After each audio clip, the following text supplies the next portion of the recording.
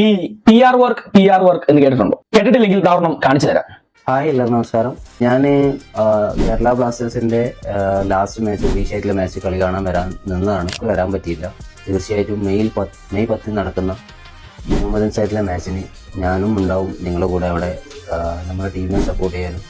ഇപ്പോ ഇങ്ങനെയുള്ള ഒരു റൂട്ടിലൂടെയാണ് നമ്മുടെ മാനേജ്മെന്റ് പൊക്കോണ്ടിരിക്കുന്നത്. അതായത് നമ്മുടെ പഴയ പ്ലേയേഴ്സിനെയൊക്കെ തൂക്കി അവരെ കൊണ്ട് PR വർക്കൊക്കെ ചെയ്യിച്ച് ഇങ്ങനെ വീഡിയോ ഒക്കെ ഇടിച്ച് ഗാലറിയിലേക്ക് ആളുകളെ എത്തിക്കാനുള്ള തത്രപ്പാടിലാണ് നമ്മുടെ മാനേജ്മെന്റ് ഇപ്പോൾ. സോ എനിക്ക് പറയാനുള്ളത് ഈ നമുക്ക് ഏറ്റവും പ്രിയങ്കരായിട്ടുള്ള ഈ പ്ലേയേഴ്സിനോടാണ്. ഇപ്പൊ മുഹമ്മദ് റാഫി ആയിക്കോട്ടെ, അല്ലെങ്കിൽ CK വിനീത് ആയിക്കോട്ടെ, നിങ്ങൾ ചെയ്തുകൊണ്ടിരിക്കുന്നത് ബ്ലാസ്റ്റേഴ്സ് എന്ന ടീമിനെ ഇല്ലാതാക്കുന്ന ഒരു പരിപാടിയാണ്. മഞ്ഞപ്പട അല്ലെങ്കിൽ മഞ്ഞപ്പടയെ പോലെയുള്ള മറ്റ് ഫാൻസ് വിങ്ങുകൾ ഇന്ന് ബോയ്ക്കോട്ട് അനൗൺസ് ചെയ്തുകൊണ്ട് പ്രതിഷേധത്തിൽ പൊക്കോണ്ടിരിക്കുന്നത് കേരള ബ്ലാസ്റ്റേഴ്സ് എന്ന ടീമിന്റെ നിലനിൽപ്പിന് വേണ്ടിയിട്ടാണെന്നുള്ള കാര്യം നിങ്ങൾ മനസ്സിലാക്കേണ്ടതായിട്ടുണ്ട്.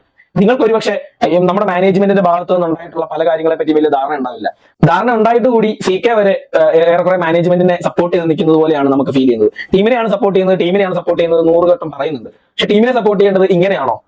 ഈ ഫാൻസ് ആണ് ടീമിനെ ഇത്രത്തോളം വലുതാക്കുന്നത്.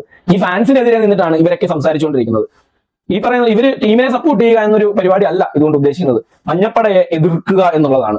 മാനേജ്മെന്റും അത് തന്നെയാണ് ചെയ്യുന്നത്. മഞ്ഞപ്പടയെ ഇല്ലാതാക്കുക, മഞ്ഞപ്പട ഇല്ലെങ്കിലും ഇവിടെ കളി കാണാൻ ആളുണ്ട് എന്ന് വരുത്തി തീർക്കുക, ഇങ്ങനെയുള്ള പരിപാടിയിലേക്കാണ് നമ്മുടെ മാനേജ്മെന്റ് പൊക്കോണ്ടിരിക്കുന്നത്. അതിന് നമ്മുടെ പഴയ പ്ലേയേഴ്സിനെ കൂട്ടുപിടിക്കുന്നു. പ്ലേയേഴ്സ് ഇത് മനസ്സിലാക്കുന്നുണ്ടോ അതോ ഇനി മനസ്സിലാക്കി പൈസ മേടിച്ചുകൊണ്ട് ചെയ്യുന്നതാണോ എന്ന് നമുക്കറിയില്ല.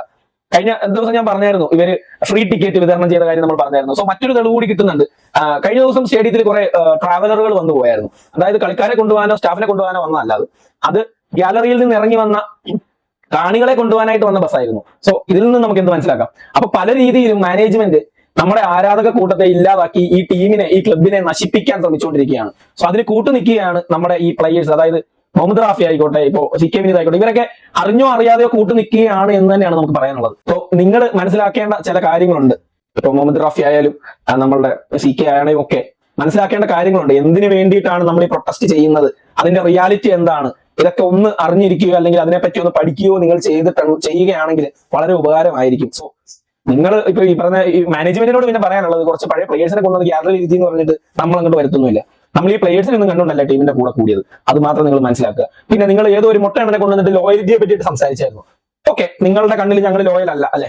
അപ്പൊ ഓക്കെ, ഞങ്ങൾ ലോയൽ ആവാം. പക്ഷെ ഞങ്ങൾക്ക് നിങ്ങളോട് പറയാനുള്ളത്, നിങ്ങളൊരു ക്ലബിന്റെ, ഒരു ഫുട്ബോൾ ക്ലബിന്റെ മാനേജ്മെന്റ് ആണ്. കുറച്ചെങ്കിലും പ്രൊഫഷണലിസം, കുറച്ചെങ്കിലും നിങ്ങൾക്ക് കാണിക്കാൻ പറ്റിയ നന്നായിരുന്നു. പ്രൊഫഷണലിസം കേട്ടോ.